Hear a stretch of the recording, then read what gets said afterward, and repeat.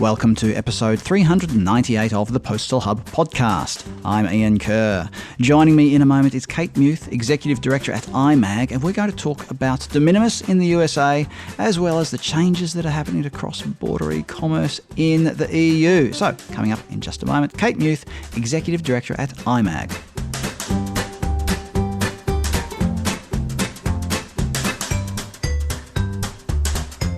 Joining me on the line is Kate Muth. Kate is Executive Director at IMAG, International Mailers Advisory Group.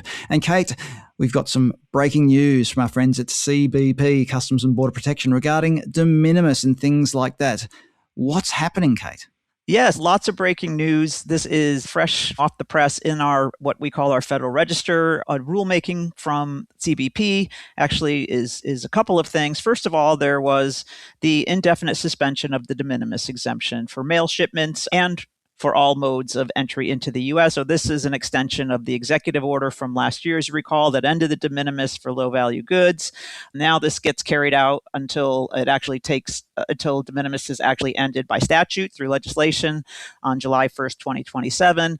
But the bigger piece of this is that the rulemaking creates this new postal informal entry process, which I'll describe here in a minute. And then there was also CBP released what they call a general notice to conduct a test of a new electronic informal entry type for mail, for international mail, or what they're calling type 13. And so informal entry is the process for, in this case, mail shipments valued at under $2,500 or less. This is going to replace the interim process that we have right now, which is that whole qualified party process that allows for a qualified party to collect and remit duties to CBP from the foreign postal operators. So we have we'll have an interim process, which will kind of expand that manual qualified party program. And then a test will undergo a more automated process for mail shipments that will take effect in the future, which will also require another rulemaking down the road to make it permanent. So you mentioned that there's going to be legislation to permanently remove de minimis. So is that really going to, how shall I put it now, remove some of the uncertainty that there's been over the last 11, 12 months with regard to de minimis and items in the postal channel going into the US? Is there going to be certainty, do you think, from that point on? Yeah, I mean, that's actually legislation that's already passed. It's in law now. That came out of last year's budget bill, the One Big Beautiful Bill, if you recall that bill, which was part of it, is to end the de minimis exemption on July 1st, 2027. So this effectively kind of ends it for good. We've got this indefinite suspension that'll take us to then. And also, I think if I'm reading the tea leaves, this creation of the new type 13 informal mail entry, if I had to guess, the timing of it taking effect as a permanent actual going through the test process and the production process, I'm guessing that'll probably take effect July 1st, 2027, when all of this will kind of be at the same time. One of the things that you and I have discussed over the years has been how often the US takes the lead when it comes to certain things, but the standards that the US imposes sometimes become a de facto international standard. So things like advanced electronic data. So there was all that discussion around the STOP Act. Is that what it was called? Yes, it was called the STOP Act. Yep. A couple of pieces of legislation, if I recall. Anyway, the STOP Act. And now we see that collection of data is basically a standard thing in the international flows. Do you think, I know I'm asking you to speculate and give an opinion here, and I don't know is an acceptable answer. Are we likely to see more and more countries take this sort of approach to de minimis and e-commerce to basically just remove de minimis as a loophole or amend it so that it can't be exploited by B2C e-commerce? Yeah, I think we've seen it already, right? You see what's happening in the European Union. I've seen some headlines where it's like duty-free trade is over, it's dead. I think the UK just stepped up. They just announced that they're stepping up the timeline for eliminating the low-value threshold on the 135 pounds. I think that's going to end in October of 2028. That was a move to push it up by 6 months. So I do think that's the direction we're going in. We've talked about this in the past, whether it's for economic reasons, there's some revenue to be collected there. It's for security reasons. It's for purposes of protectionism. There's a range of reasons, but I think we are in the era of that we'll see the end of duty-free trade. We're going to move on to the EU question in just a moment, but is there anything else that's like the big ticket things that we need to know about when it comes to the US postal de minimis and all of that. You've mentioned that there's going to be the changes to, what would you call it, the postal informal entry and the type 13 postal entry.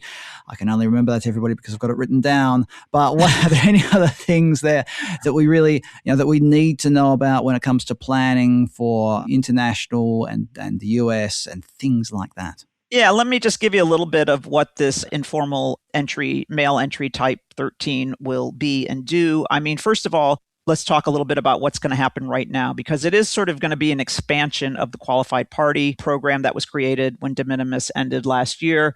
But at this point now, if you are a foreign postal operator and you're using a qualified party for entry into the US, which of course, if you are entering by mail shipment goods into the US, that's exactly what you have to do. Well, going forward, your qualified party will need to be a customs broker. So I think CBP said about half of the qualified parties on the list are customs brokers. So if that's what you're using, and I think most of my members that are qualified parties are in fact customs brokers as well.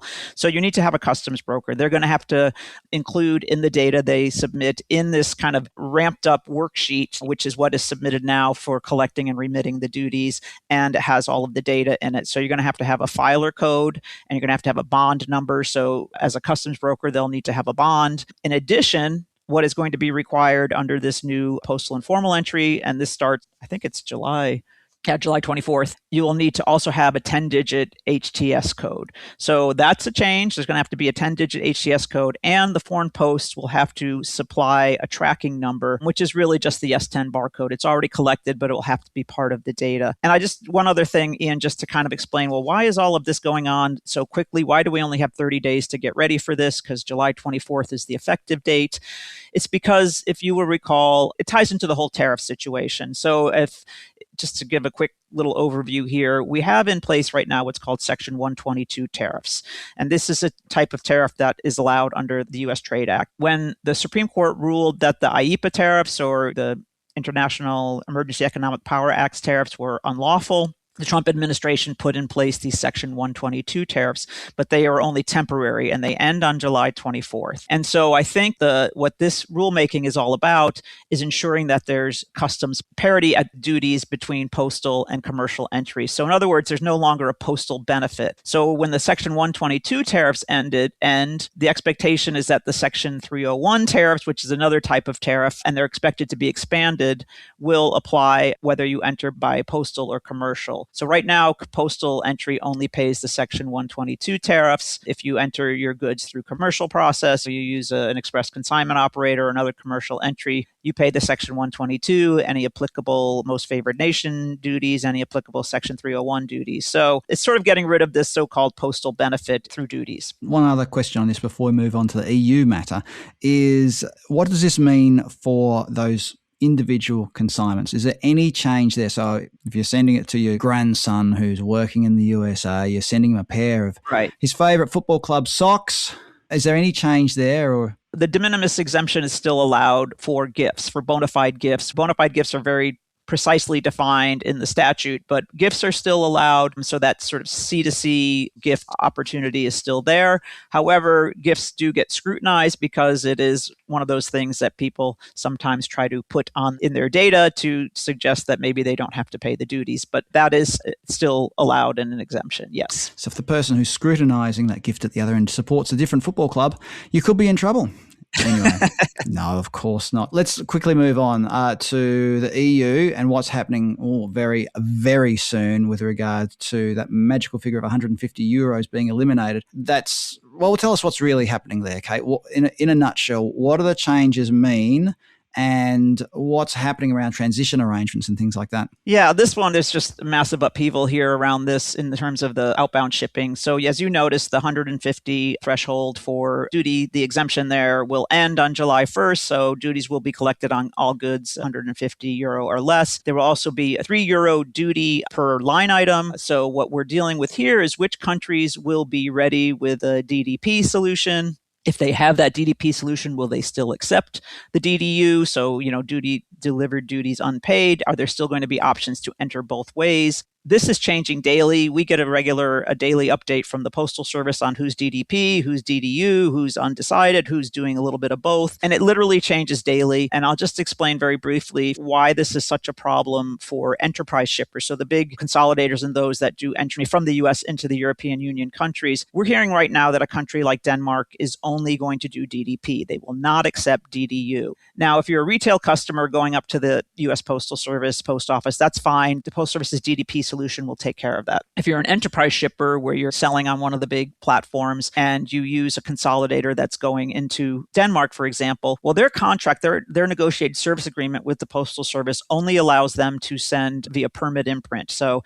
that's how they pay. They drop ship, they pay by permit imprint, they get the work share discounts. It's all part of their contract. They can't then use the Postal Service for DDP because their Post Service's DDP solution is not set up for permit imprint. So they're like, do we turn this country off? Is it going to be suspended? Is it turned off only for certain Postal Service products? We're having a weekly call anyways. I'm pushing out daily updates and people just don't know what to do because I think you and I talked about at the start here before we started recording. You have to start entering things now that will probably not arrive until July 1st.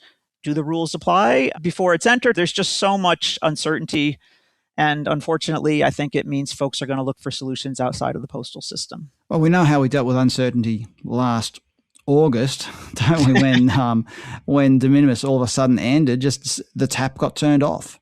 Exactly. I've had a number of interesting discussions with people off the record about the impact of the €3 fee and will it change customers' behaviour and things like that.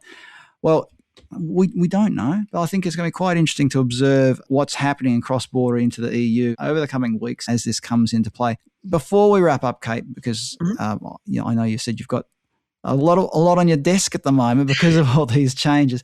Is there anything else out there that we need to be aware of when it comes to things like de minimis being ended or customs charges being levied or advanced data being required or any sort of changes to HS codes or any other kind of shenanigans that's on the horizon at the moment that the postal world needs to know about? Well, I think these two things, inbound to the US and outbound to the EU, have just sort of dominated my attention personally and my members' attention. But I think it's probably highlights just the fact that we are not going to have these long lead times for any of these changes any longer. And I mean, even the UK with I said October 2028, that's such a luxury to have this long lead time to get ready for something. But I wouldn't be surprised if the UK steps that up even further at some point. So I think what we're seeing is these major, major changes, a lot of upheaval, and a very small window to getting ready for them. I just think that's going to be the new normal. It continues to be the hot topic. We've seen individual nations inside the EU try to impose their own versions of these fees or customs duties, whatever it might be, with limited success, if I can put it that way. I'm editorializing a little bit there, everybody, but I think you all know what I mean and what I'm talking about there. Kate, before we wrap up, a quick question. If people want to find out more about IMAG, the work that you do, and they might even want to join up, where do they go? Who do they talk to? Yes, so you can find me on LinkedIn, but then you can also find IMAG. You can check out our website. It's www.imag.world and reach out, and I'm happy to share any further information about joining. I'll put a link to the IMAG website and to Kate's LinkedIn profile on thepostalhub.com. So if you're out, I don't know, maybe you're down by the beach working out at one of those open air gyms, listening to the Postal Hub podcast. Yeah. Go, you good thing. Honestly, what drives people to do that is my question. Who wants to work out in the open air with other people watching? Anyway, Kate, I'm getting off topic here.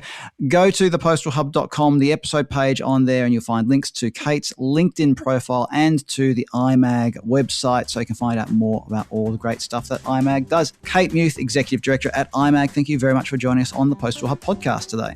Thank you, Ian, for having me.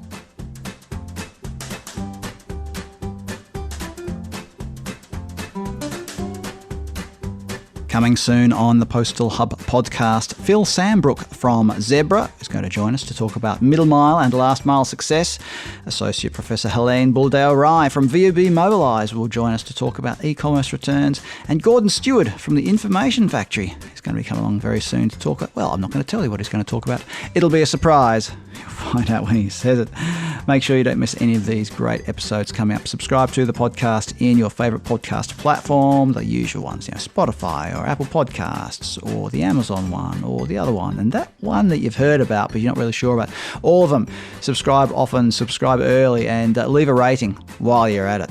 That'd be nice. You can subscribe to any of my great email newsletters at thepostalhub.com. There's the weekly newsletter that goes out when there's a new podcast. There's the Daily Delivery Digest. And there's the Post Office Digest for those of you who love a bit of post office action.